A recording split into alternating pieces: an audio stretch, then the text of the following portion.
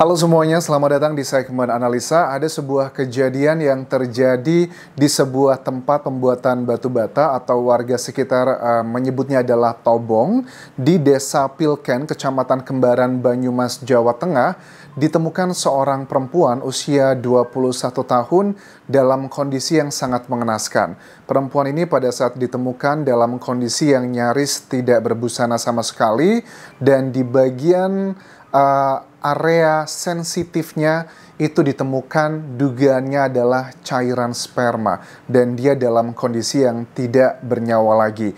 Ini ditemukan oleh seorang warga bernama Kuwatno, usia 45 tahun, pekerja di Tobong tersebut yang pada hari Selasa 26 Desember 2023 lalu, dia ini sekitar jam 7 pagi datang mau bekerja, tiba-tiba dikejutkan dengan temuan yang seperti ini.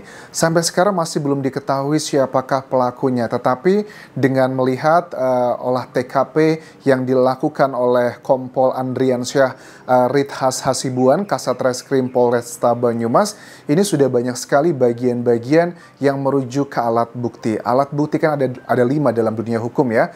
Pertama adalah keterangan saksi, keterangan ahli, keterangan terdakwa, petunjuk dan juga surat. Ada keterangan saksi, ada juga nanti kan temuan dari keterangan ahli yang dari cairan yang ada di area sensitif tersebut. Ini bisa menjadi salah satu alat bukti yang tak terbantahkan adalah DNA. Tapi di Indonesia kan kita belum punya bank DNA. Maksudnya gimana? Kalau kita sudah ada bank DNA, misalnya nih ada cairan apapun, misalnya dari tubuh kita apapun itu, kita masukkan ke sebuah sistem, kemudian pada saat di-run, dicek, itu akan ketahuan, oh ini miliknya A, B, C, dan D. Tetapi untuk mengetahui siapakah pemilik cairan tersebut, tentunya harus ada DNA pembandingnya. Tentunya ini akan menjadi petunjuk dan juga tantangan yang luar biasa oleh penyidik. Kronologinya pada saat di hari Selasa 26 Desember tersebut sekitar jam 7 pagi ditemukan, warga langsung tidak berani menyentuh area tersebut, tapi langsung menghubungi kepala desa setempat dan sekitar jam 9.30 pagi di hari itu juga langsung evakuasi korbannya dibawa ke rumah sakit untuk dilakukan otopsi. Ada keterangan dari saksi Kuwatno yang menemukan ini juga dikatakan bahwa pada saat dia melihat itu kondisi korban tuh dalam yang nyaris bugil, bahkan beberapa bagian pakaiannya itu ditemukan sekitar 10 meter dari lokasi penemuan tersebut. Tapi masih ada katanya pakai sweater di bagian atas, jadi yang bagian atas ini masih ada, tapi di bagian bawah dari bagian dada sampai bawah itu semuanya tidak ada busana sama sekali dan dikuatkan dengan adanya cairan tersebut terlihat sangat jelas. Kemudian menurut Kompol Andriansyah Rithas Hasibuan, ada beberapa hal yang ditemukan. Pertama adalah ini terkait dengan dugaan tentang perkausan tersebut. Kemudian ada luka di bagian alat kelamin korban tersebut, ditambah juga dengan cairan sperma. Nah, lukanya ini adalah luka yang bisa diduga sangat kuat dari lihat tampilan luar aja, ini adalah sebuah pemaksaan, bukan karena mau sama mau. Terus juga dugaan sangat kuat ini dilakukan aksinya adalah di malam hari. Kalau ditemukannya tanggal 26 Desember pagi, artinya kejadiannya adalah tanggal 25 Desember di malam harinya. Karena lokasi Tobong ini masih aktif dipakai dan biasanya memang beroperasional itu mulai dari jam 7 pagi sampai jam 5 sore.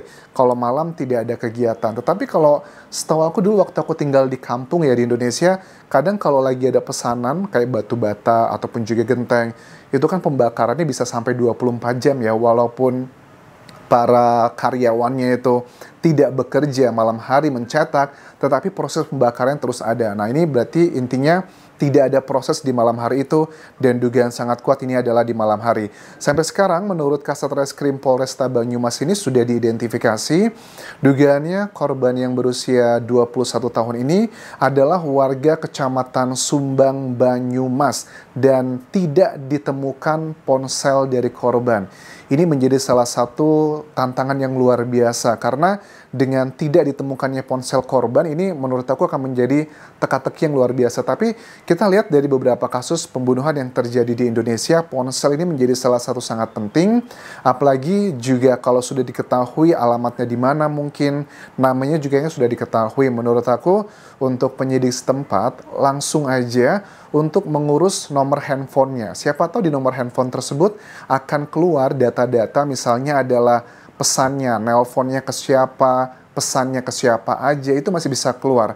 Kalau untuk pesan yang berasal dari kayak WhatsApp atau sosial media, itu memang agak sulit ya untuk mendapatkan akses ke sana karena prosesnya akan lebih ribet. Tetapi kalau untuk mendapatkan akses data keluar masuk yang berasal dari provider, misalnya telepon ataupun juga SMS yang manual, itu sangat bisa sekali menghubungi provider setempat. Tetapi ingat ya, jangan sampai seperti kasus Subang. Kasus Subang itu kan juga sepertinya diulur-ulur, ada sebagian orang yang menduga ada oknum ini yang mengulur-ulur waktu untuk melakukan pengecekan data-data yang sifatnya dari handphone tersebut, karena ada sebuah aturan yang mungkin semua orang tidak tahu.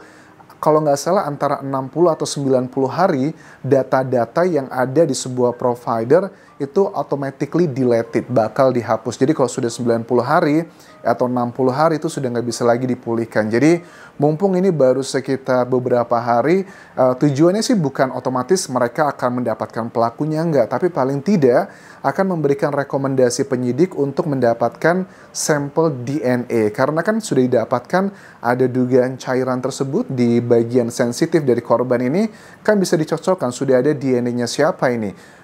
Nanti alasannya kok bisa ada DNA di situ, misalnya ada 5 orang atau 5 saksi yang diambil semua DNA-nya ternyata cocok dengan salah satu saksi. Kemudian apa alasannya coba? Kenapa ada cairan kamu di tubuh korban? Apa yang terjadi? Jangan bilang bahwa ada hal-hal yang gak masuk akal. Sudah dapat dipastikan ini adalah bagian dari pelaku kalau memang DNA tersebut sudah matching. Terus juga dugaan sangat kuat biasanya kalau untuk kasus pembunuhan atau perkosaan seperti ini, biasanya itu bukanlah orang-orang yang jauh sama sekali. Karena kalau aku lihat dari keterangan sejumlah saksi di sini bilang bahwa Kuatno, saksi yang menemukan, dan juga sejumlah warga mengatakan bahwa kami tidak mengenal siapakah perempuan ini. Kami tuh tidak tahu di mana dia berasal, kami belum pernah melihat. Jadi apa yang menurut kalian mereka melakukannya, si pelaku itu dibawa ke sana? Apakah modusnya, dugaannya ya seperti, karena kan masih usia muda ya, 21 tahun tuh ya masih gadis banget kan ya, gadis remaja lah. Apakah jangan-jangan seperti modus yang banyak sekarang kecenderungan terjadi di Indonesia mengenai kenalan dari sosial media? Kita tahu loh, banyak sekali kejadian seperti ini di Indonesia, kenalan lewat Facebook atau lewat Instagram, lewat TikTok atau sosial media lainnya, kemudian janjian, lantas sesuatu hal tidak terjadi. Bahkan kita juga tahu beberapa hari yang lalu juga ada kasus di mana ada seorang, masih anak-anak ya, remaja putri ya, itu kenalan lewat seseorang di Facebook atau sosial media, kemudian dia dijual, digilir dengan banyak pria. Itu bukan hal yang 1-2 kali kita temui berita seperti ini. Jadi untuk teman-teman, baik itu pria ataupun juga wanita, saat kalian berkenalan dengan seseorang, terutama lewat sosial media, itu harus hati-hati ya. It's okay, kita sudah nggak bisa deny lagi bahwa di era sekarang, cara berkomunikasi dalam tanda kutip adalah dating atau pacaran, ya cara untuk bertemu adalah dengan sosial media. Kita nggak bisa deny, karena ada beberapa memang yang pure mau cari temenan lewat metode seperti itu. Tetapi sayangnya dengan modus seperti itu pun sekarang dipakai oleh para penjahat untuk melancarkan aksinya. Jadi harus hati-hati. Tipsnya adalah, kalau aku lihat dari rekan-rekanku yang berada di negara-negara maju ya, baik itu perempuan ataupun juga laki-laki, saat mereka mau kenalan, bertemu dengan orang yang mereka ketahui hanya lewat sosial media, pertama kan ada possibilities bisa aja fotonya menipu, atau kalaupun benar dia punya niat yang buruk. Kalian tuh bertemunya harusnya di tempat-tempat yang umum, dan kalian juga jangan sampai mau menerima minuman ataupun makanan yang tidak tahu, takutnya dimasukkan sesuatu hal, karena kita belum mendapatkan hasil otopsinya. Tentunya dari hasil otopsi nanti yang sedang diproses saat ini itu akan mendapatkan paling tidak dari 2 data. Pertama adalah mengenai penyebab kematian, dan kedua adalah mengenai waktu kematian. Ini kapan korban ini meninggal dunia, kemudian apakah penyebab kematiannya karena benda tumpul atau pendarahan atau bahkan diracun. Tentunya juga dalam otopsi nanti kan akan dibuka semuanya untuk melihat toksikologinya. Apakah sebelum dibegitukan korban ini sempat diberikan obat tidur dan sebagainya. Karena dengan melihat kondisi sendal, ya, aku lihat sendalnya, I'm so sorry ya, maksudnya tidak bermaksud meng-underestimate, tetapi mencoba memprofile sandal yang ditemukan dari lokasi TKP itu kan tipikal sandal yang boleh dibilang bukan sandal yang branded ya, sandal yang cukup sederhana. Ini apakah mencerminkan bahwa kondisi dari korban ini sendiri bukanlah high profile, mungkin dari orang yang kaya raya, mungkin juga biasanya kan ketemuannya, kenalannya juga dengan orang-orang yang tidak jauh berbeda dengan jangkauannya. Nah, kenapa kok mereka di kampung yang tidak ada mengenal mereka, dugaanku sangat kuat bahwa sebenarnya memang pelakunya bukanlah warga situ, atau justru malah pelakunya adalah warga situ. Karena anehnya kan kok mereka bisa tahu ya bahwa tobong tersebut di malam hari tidak dipakai. Ya mungkin aja possibility yang sangat kuat adalah kalaupun pelakunya bukanlah warga situ, tetapi dia sudah melakukan cross check sebelumnya. Karena apa? Seperti aku bilang tadi, tobong itu please correct me if I'm wrong, saat aku kecil di Indonesia itu dulu juga sama. Walaupun pekerjanya sudah berhenti sampai sore hari, tapi proses pembakaran itu akan terus ada sampai malam hari, sampai pagi harinya. Nah, berarti ini dugaan sangat kuat bukanlah orang-orang jauh atau orang-orang yang tidak mengetahui sama sekali, karena di tobong tersebut nggak ada kegiatan, dia tahu banget exactly apa yang harus dilakukan. Mudah-mudahan dengan temuan handphone nanti dari nomor handphone korban bisa mendapatkan rekomendasi siapa aja yang bisa diambil untuk tes DNA-nya dan dibandingkan, ini bisa menjadi petunjuk siapakah pelaku yang menghabisi seorang gadis usia 21 tahun di sebuah tobong batu bata di desa Pilken, Kecamatan Kembaran, Banyumas, Jawa Tengah. Terima kasih sudah menonton. Kalau ada update terbaru, kalian bisa tuliskan di kolom komentar video ini. Mudah-mudahan pelakunya segera tertangkap. Sampai jumpa.